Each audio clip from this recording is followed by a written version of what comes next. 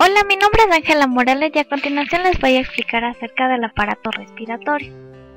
La función del aparato respiratorio es de proveer oxígeno a la sangre y eliminar el CO2 proveniente del cuerpo. El aparato respiratorio está dividido en dos porciones, que es la porción conductora y la porción respiratoria. La porción conductora comprende las vías aéreas superiores y las vías aéreas inferiores. Las vías aéreas superiores están representadas por las fosas nasales, los senos paranasales y la faringe, mientras tanto que las vías aéreas inferiores están representadas por laringe, tráquea y bronquios.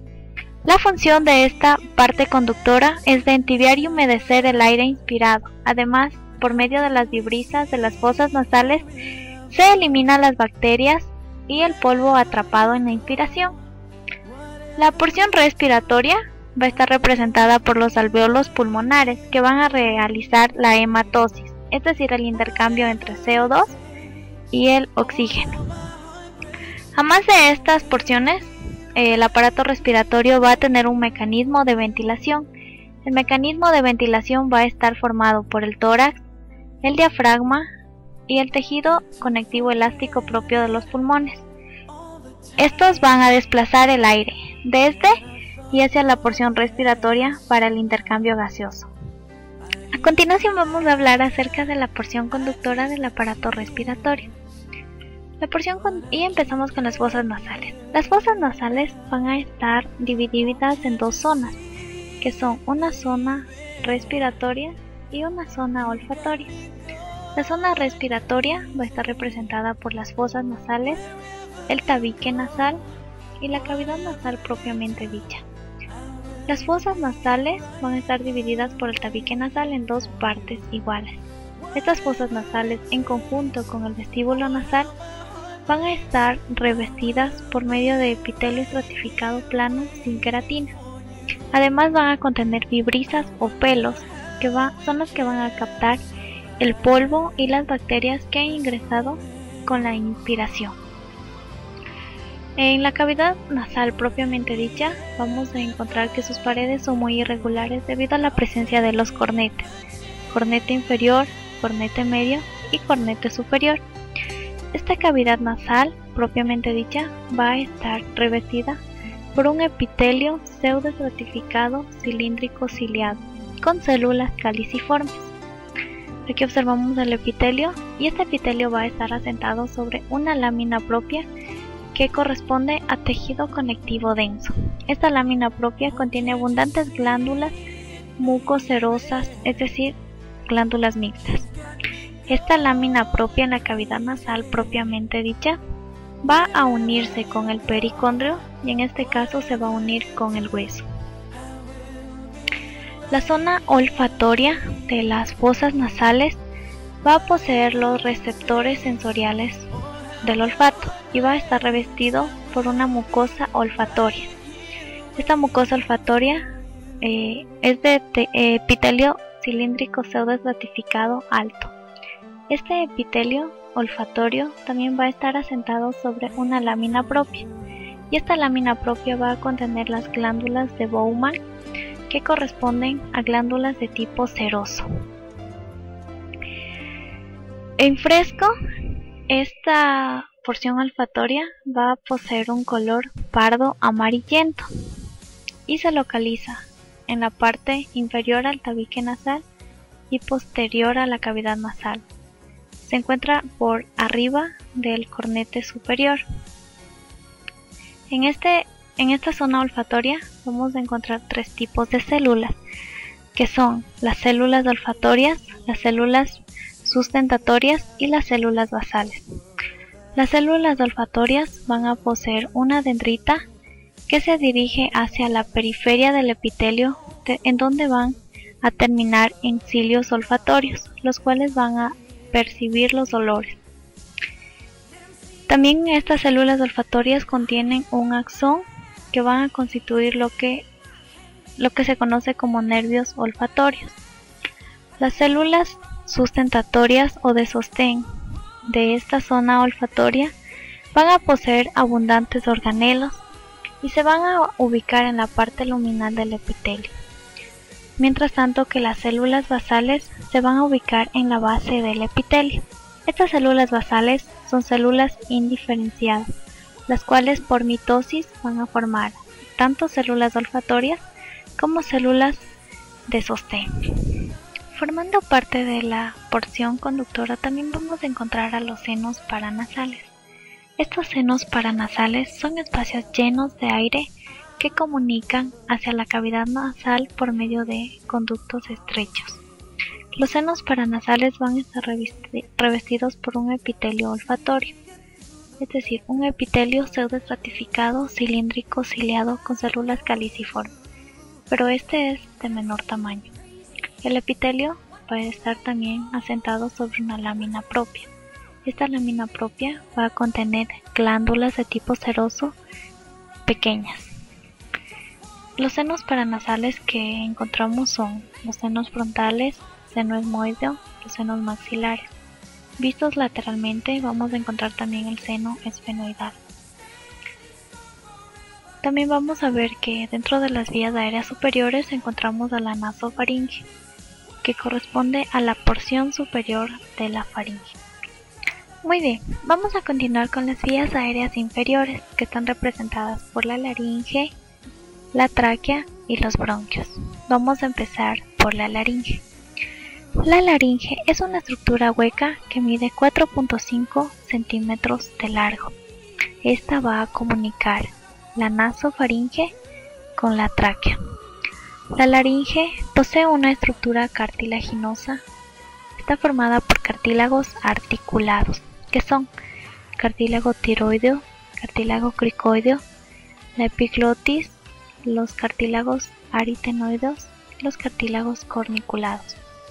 En la laringe vamos a encontrar que están contenidas las cuerdas vocales falsas y las cuerdas vocales verdaderas.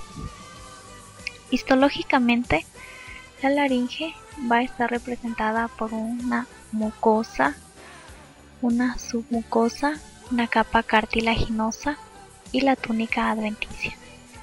La capa mucosa presenta un epitelio que en las zonas que están expuestas a tracción mecánica va a poseer un epitelio plano estratificado sin queratina.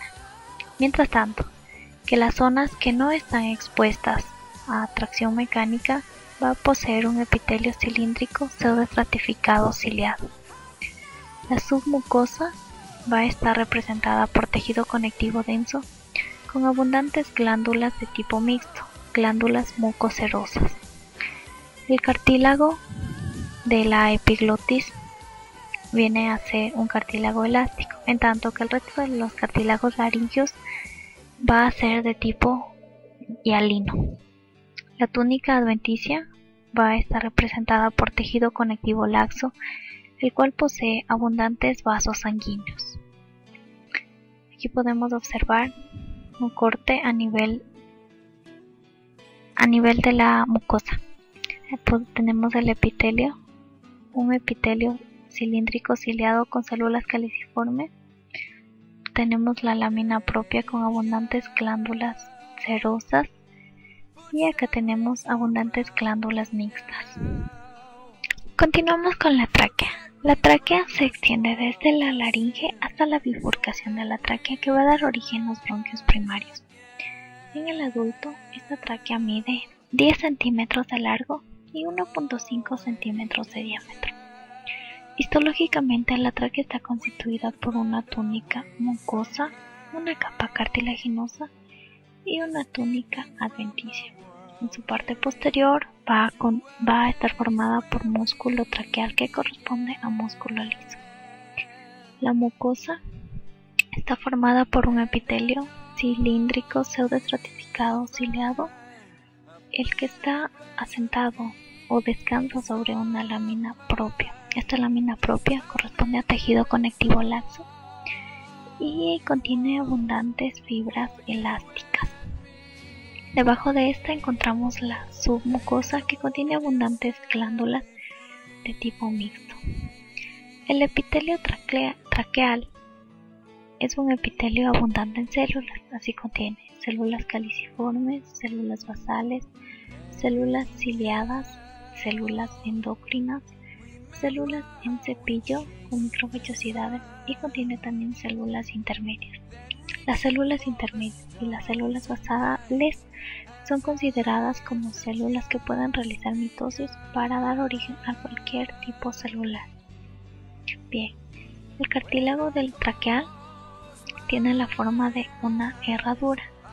Este cartílago corresponde al cartílago de tipo hialino y está recubierta por su respectivo pericondrio. Aquí encontramos el cartílago traqueal recubierto por su pericondrio. Por fuera del pericondrio vamos a encontrar la túnica adventicia. Esta túnica adventicia está formada por tejido conectivo laxo y contiene abundantes adipocitos, células grasa. Por esta túnica adventicia van a estar corriendo los vasos y nervios traqueales. Continuamos con las vías aéreas inferiores y vamos a estudiar los bronquios primarios. Estos bronquios primarios inician en la bifurcación de la tráquea y son dos, un bronquio derecho y un bronquio izquierdo.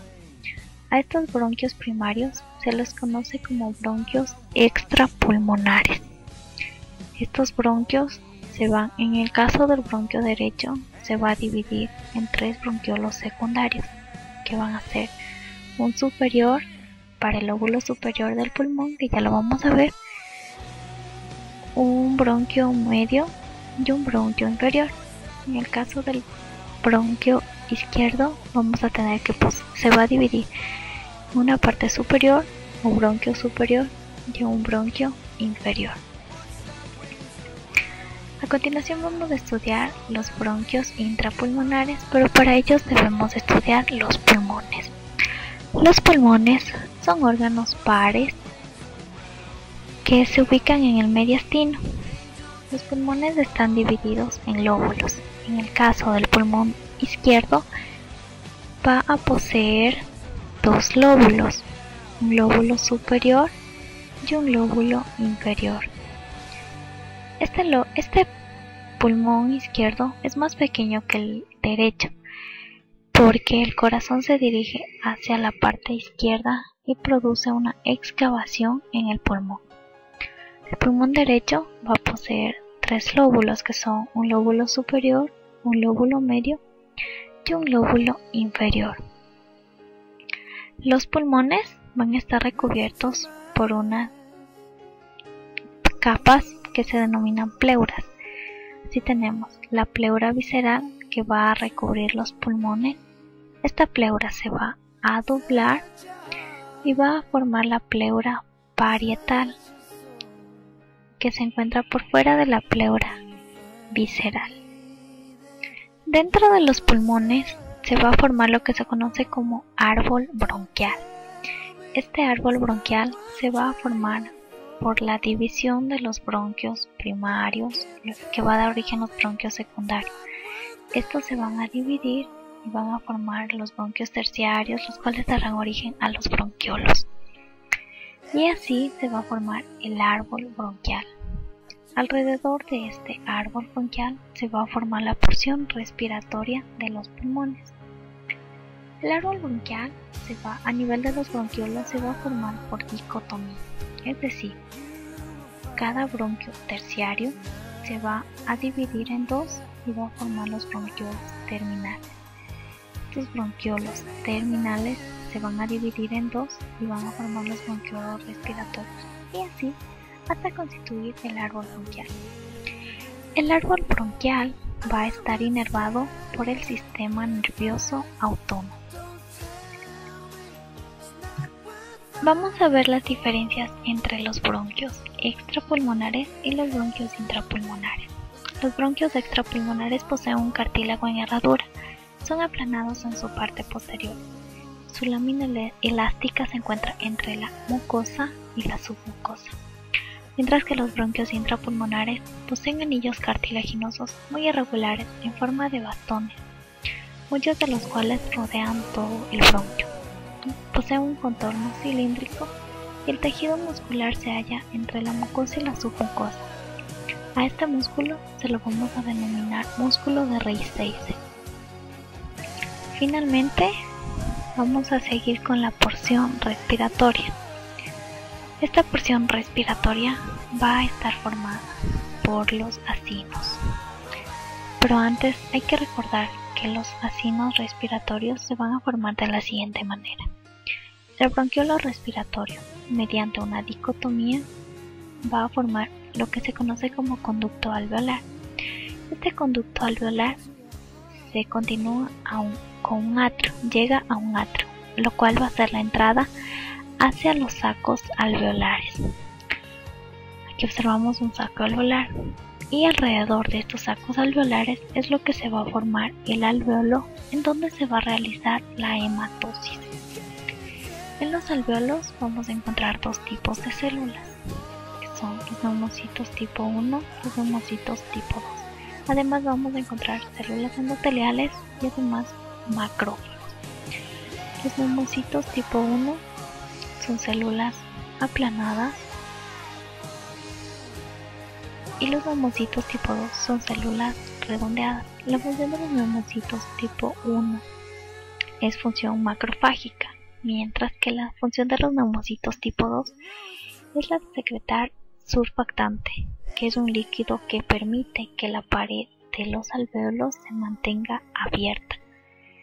Bien, aquí observamos la barrera alvéolo capilar, en donde se va a realizar el intercambio gaseoso entre el oxígeno y el CO2. Y esta barrera alvéolo capilar va a estar formada por la pared alveolar, que comprende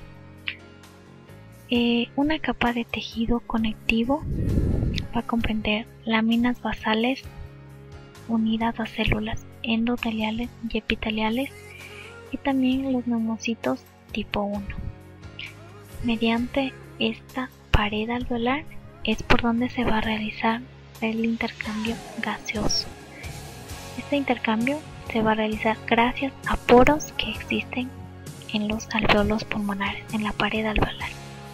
Y bueno, con esto terminamos. Muchas gracias.